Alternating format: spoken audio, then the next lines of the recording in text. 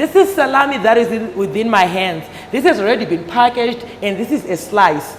Thank you, Zimbabwe, for tuning in to yet another informative edition of your program. This is Agriculture New Directions, Agribusiness, in support of Vision 2030. Today, we are coming to you from the Pig Industry Board, who are responsible for the regulations in line with the pig industry when it comes to production of pigs, whether within a commercial setup, subsistence, or smallholder farmers. Today, we are going to be looking at the byproducts that come up as a result of pig production or pork meats. I am joined again by Ladisha Mao, who's going to be taking us through the various products that come from pork production. Ladisha, thank you so much for joining us today. Thank you, Azanai. Thank you, viewers. Yes, as we get into our discussion, Ladisha, people already want to know, how is salami made? What is it? What is that part of a pig that is considered to be conducive to produce salami? Thank you. Azanai, salami is one of our cold meats, the most delicious ones that we make out of our pork. The beauty of pork, most of the parts of pork can make such a beautiful product. Okay. So, but you find it is most desirable to make it out of our legs and shoulders, as well as our belly. From the belly, that's normally where we get quite a considerable size of speck or fat. Because this thing, it requires a little bit of fat so that it has got its marble, the good taste that you get out of it. And from the legs and the shoulders, that's where we get the bulk of our flesh. So really, you can make it out of any. The loin can also make it, but considering the value of our loins sell at a higher price, so it's more appropriate to sell the loins as fresh pork at a higher price. Then you add value to your legs and shoulders and make salami.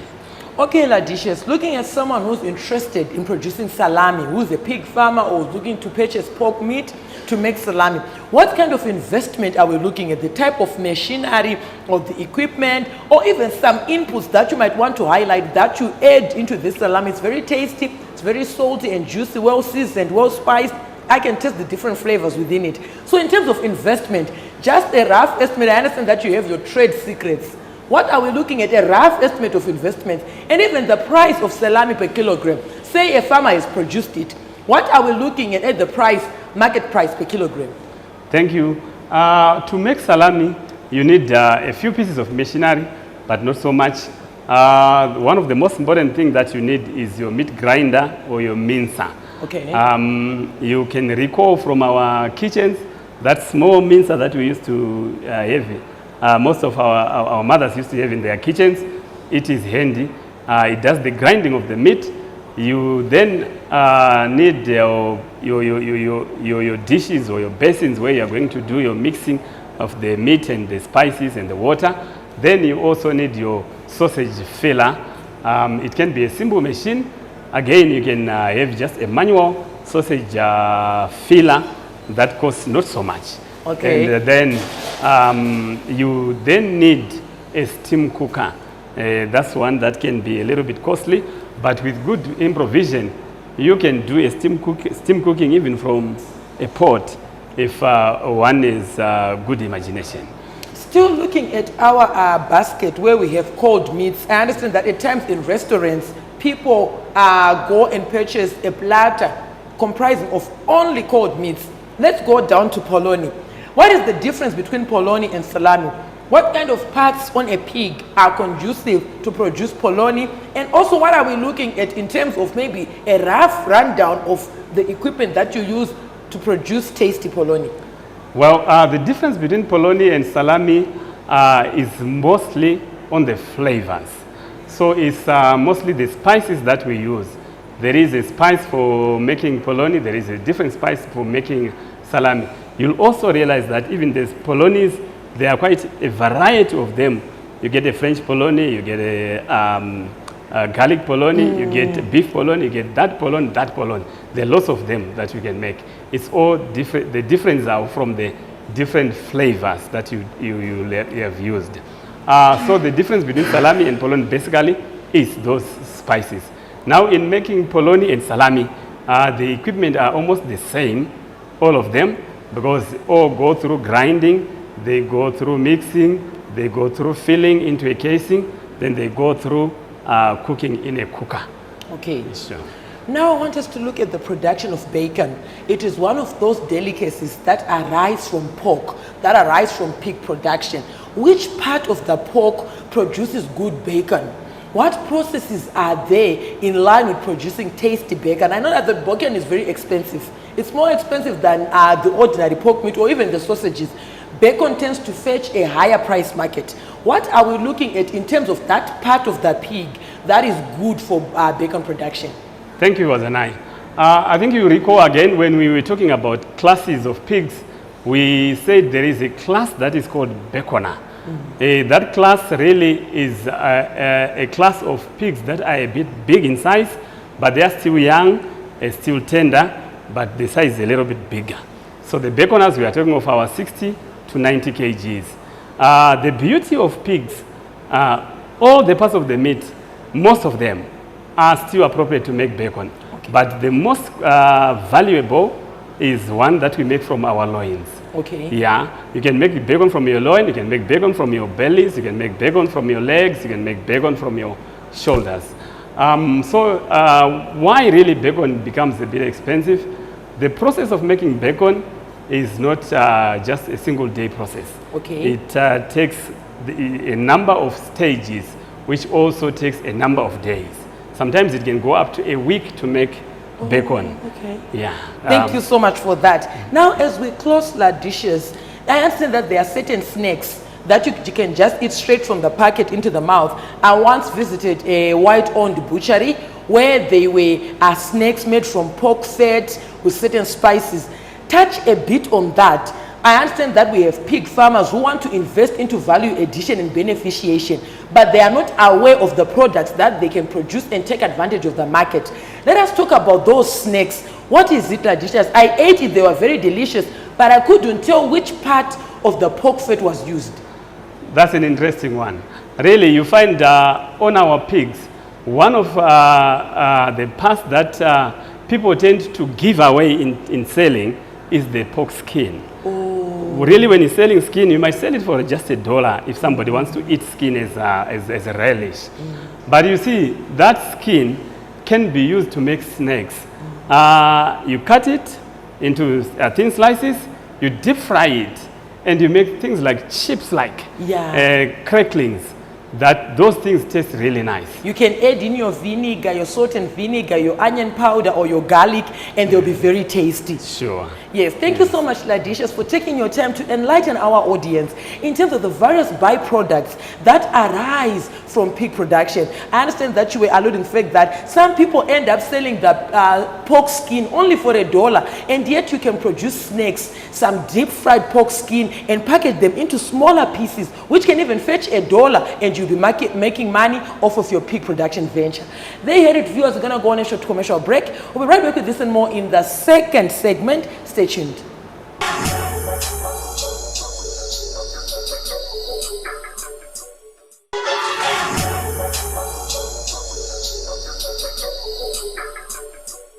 Thank you, viewers, for staying tuned to Agricultural New Directions, Agribusiness in support of Vision 2030. I am standing right next to Salami. I've been consuming it. I should say it makes you want to drink water. You can have just 2 slices and for the rest of the day you'll be just drinking water. It's very flavorful, very spicy, very tasty and fresh. Now, viewers, I encourage you to be a part of these conversations.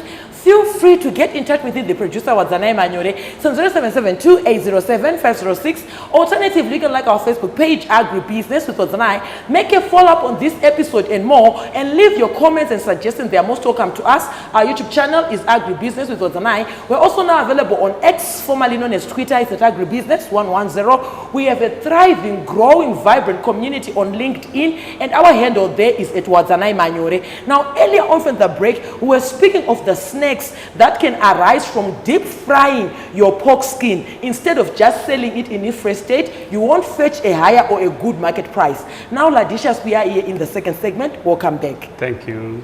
Yes, I know people want to know how is pork sausage made for breakfast. The Vienna sausages, the country style, which is very tasty, the sausage that you can use for consuming with your salads or with your starch. What are we looking at in terms of sausage production? But let us begin with the casings. that casing that you use as the filling, where you place in your minced pork, what part of the pig makes the casings? How is it made? Yes, Wazanai.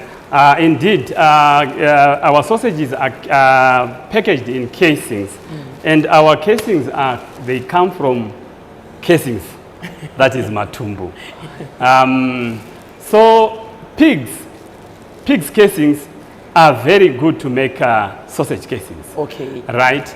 So these casings are well prepared, well processed, to ensure that there is nothing contaminating our products.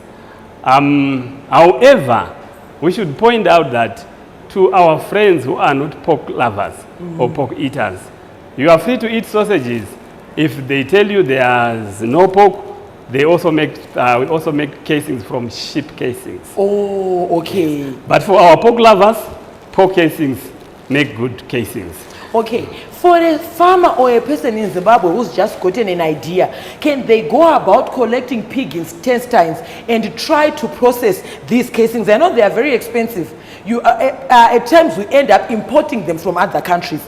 Can a person venture into the production of casings? What sort of equipment are we looking at? What sort of maybe sanitary measures that need to be in place to produce casings that are marketable? Is it possible? Well, we cannot rule out that it's not possible, but currently we are all importing casings from South Africa. And for us, we are encouraging our manufacturers or our processors to buy casings that have been well prepared. Okay. We are taking it from the fact that intestines, they contain some excretory things, yes. Okay, and fluids. So that's where the bulk of your bacteria is. Okay. So it is really advisable to get them from people who specialize in making casings. They ensure that they do proper products. Now for us, we are saying for those people who want to venture in the industry, it is free, but our advice is they should get proper machinery, that they do it properly, proper training, and ensure that there is proper quality control measures, so that at the end of the day, the casing will not be a contaminant to the product. Otherwise, the product will become unsuitable for human consumption. Okay, now Ladicious, let us talk about the pork sausages, the Vienna sausages, the country style, the different types of sausages. Thank you, Azanai. The beauty of sausages is they allow us to offer our customers a wide variety of tastes, a wide variety of choices. So you find there is an array of sausages on the market. The major difference there are the flavors. And there are certain sausages generally that we make which are a bit finer in texture. Some are firm and hard, thicker. Some are dry. We are trying to give you different varieties at different times. You see, like when you're having your breakfast, sometimes you need something that's so soft. That's when you give you those breakfast sausages. And sometimes when you're having your lunch you might need something that's a bit strong. We give you those firm burvos type of things. And all the flavors will answer to different tastes. Yes. And also, they allow our people really to make sausages for everyone. We can make a sausage very cheap, which is so affordable to those who want to spend little. We can make a sausage very fancy for this extreme upper market. So all people are catered for in our sausage making processes.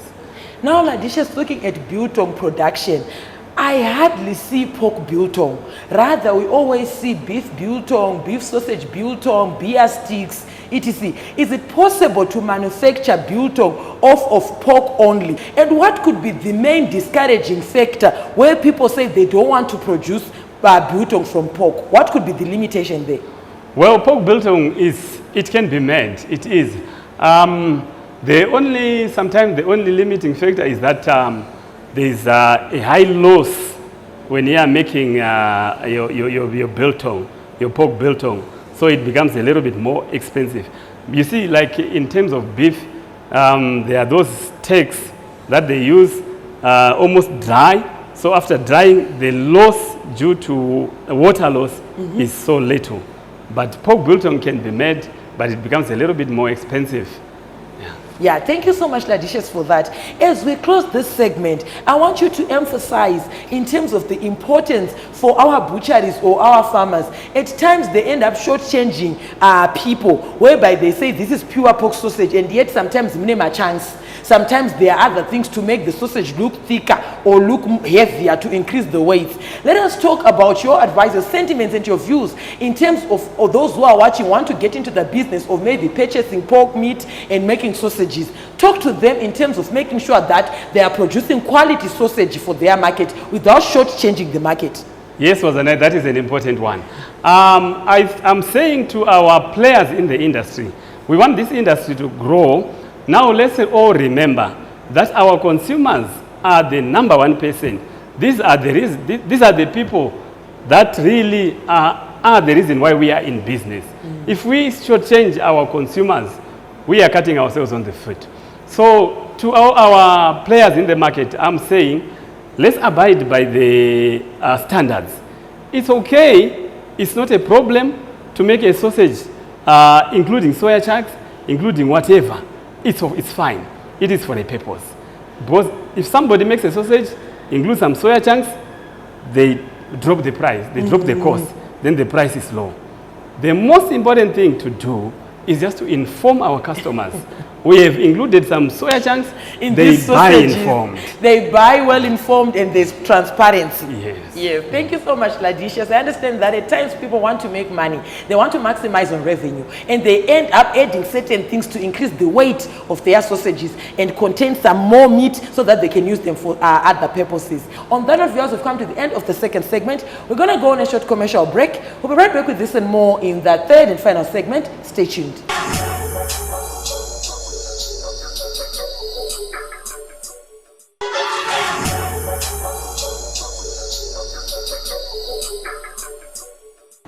Thank you, viewers, for staying tuned to Agricultural New Directions, Agribusiness, in support of Vision 2030. Today, we are looking at the byproducts that come from pig production. We looked at salami, polony, bacon, sausages, etc. But now we are going to be looking at some of those products that require a bit of technology and machinery when it comes to producing them. Ladicious, we are here in the third and final segment. Welcome back. Thank you.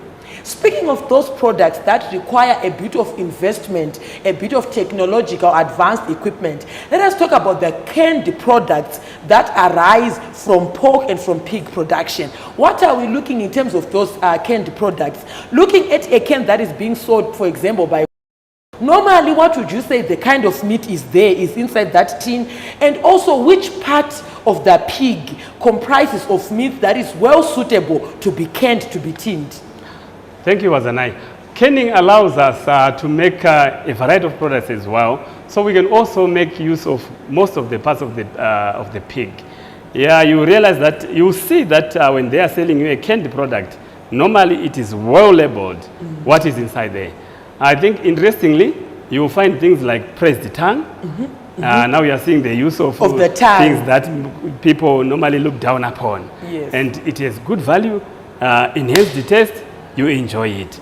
We can also make different corned meats.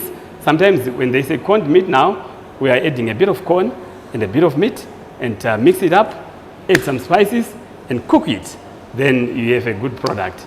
So canned meats allow us, after cooking, to present to you products that are of good taste. Okay, looking at minced meat, it's rare to see pork mince in supermarkets.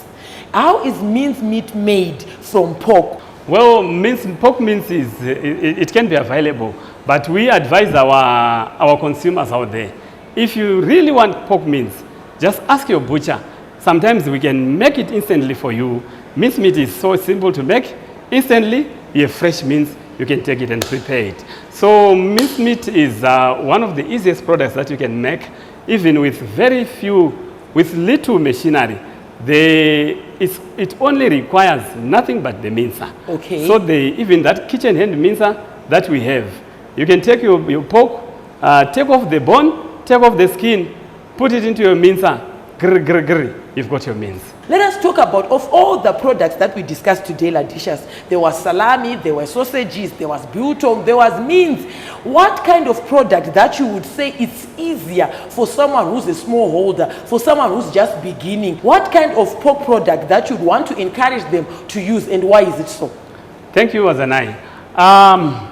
There are a number of products that you can make, even from your own kitchen.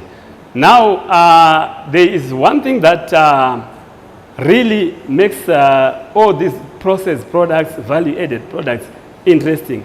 It is the flavor.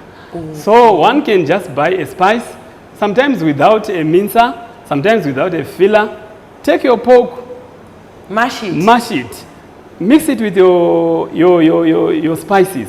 You can make meatballs out of it. Oh, okay. You can make sausage meat out of it. So sometimes you don't have to case it, but it's all about your imagination. It's all about creativity. Creativity, really. You need to enjoy your pork. We have many ways of doing it. It's really easy. It's really available. Just get your spices and your pork. You can make many products. Finally, as we close this segment, Ladishas, how are you maintaining the high standards of hygiene within this premise? Well, it starts with appreciating the fact that we need to produce hygienic products for our consumers. We then have to abide by the regulations as if they are not regulations. Enjoy doing them. Yes. So the thing is, with our producers, we are saying, if you've decided to set up your processing plant, do it with the assistance of the regulators, the Veterinary Public Health Office, the Ministry of Health, Environmental Health Office. They assist us in setting up small processing plants. These plants need to be set up in places that are suitable, a bit away from contaminants. We are saying also, when we are running our operations, we have things like fly traps. Put them in place. Fly screens on the windows and on the doors.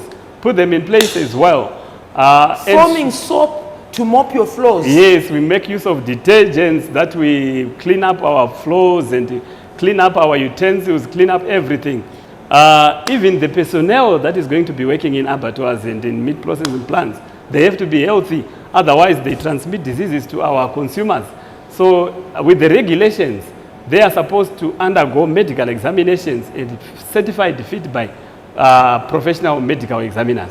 Then generally we are saying, keep training our people in good manufacturing processes, good housekeeping practices, and ensure that all our processes are hygienic. Thank you so much, Ladishas, for that. And I want to commend this premise, because as we go out, there is actually a shower where people often take baths regularly. I should commend you for that. In this place, there is no flies, there is nothing. I should highlight the fact that this is the most interesting episode I've ever done, because I've done it eating, consuming straight from the butchery. The cold meats are very tasty. Your mixing ratios are up to date, are spot on, meaning that the salami that you are producing is also tasty. Thank you so much for joining us today. Thank you, my pleasure. Yes.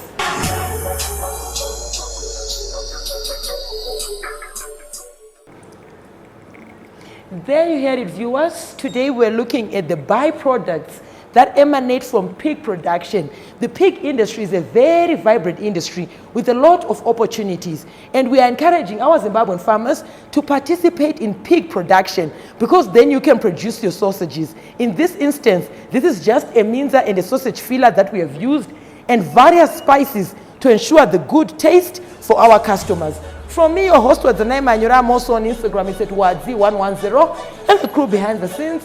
Have yourselves a fabulous evening. Thank you for watching.